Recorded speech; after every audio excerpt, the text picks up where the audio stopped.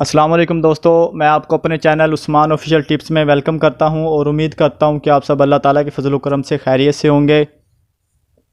दोस्तों, अगर आपको नज़र का मसला आ रहा है, आंखों से पानी आता है या सफ़ेद मोतिये का मसला है, तो आपको इसके लिए परेशान होने की ज़रूरत नहीं है। आज की इस वीडियो में मैं आपको इसका बहुत आसान और घरेलू टोटका बताऊंगा जो आप आसानी से घर पर भी तैयार कर सकते हैं।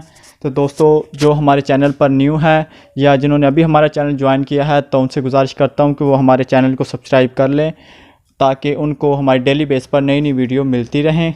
तो दोस्तों, शुरू करते हैं। अगर आंखों से पानी आ रहा हो या मोतिया उतर रहा हो, तो इसके लिए आपने 3 से 4 जामुन की गुठलियाँ खुश्क करके पीस लेनी है और इसका सफ़ूफ सुबह शाम तकरीबन चौथाई गिलास पानी के साथ इस्तेमाल करना है।